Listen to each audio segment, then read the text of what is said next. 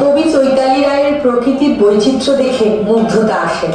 অন্যায়ের বিরুদ্ধে প্রতিবাদে শিরদাঁড়া সোজা রেখে রুখে দেওয়ার মানুষ আছে, পরার্থে প্রাণ উৎসর্গ করার উদাহরণ আছে, সাংসারিক নানা জটিলতার ভেদ আছে, অন্তর্জীবনে ঘাত প্রতিঘাতের দুঃসহ বেদনার ভার আছে।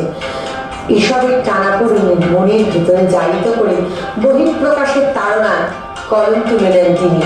কবিকে তার লিখতে চৈতালি রায়, কবিতার নাম ধনুক চাই সহানুভূতি। মহাভারতে দ্রোণের নির্দেশে 14 মহারথীর সম্মিলিত আক্রমণে চক্রব্যূহে অভিমন্যু বধ দেখেছি।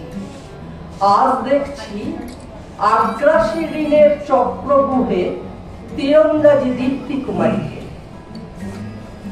তার একটি আবেদন, সহানুভূতি নয় ধনুক চাই।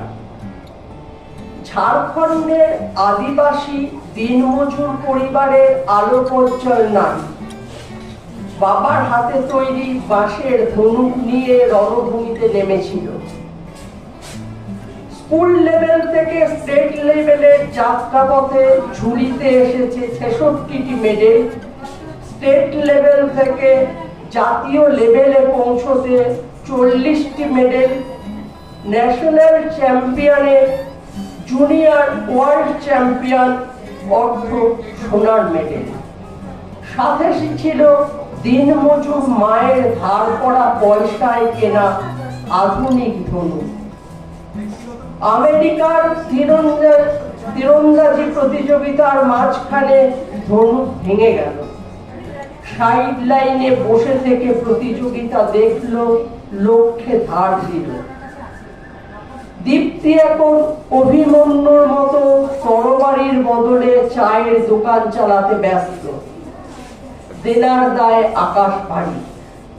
লক্ষ্য world championship, Olympic medal. Srikrishna অভিমন্যুকে বিজয়ী ভব না বলে বলেছিলেন যশস্বী ভব। আমরা আশা করি দীপ্তির দৃপ্ত লড়াই মহাকাল মনে রাখবে, সাথে বিজয়ী হবে। নমস্কার।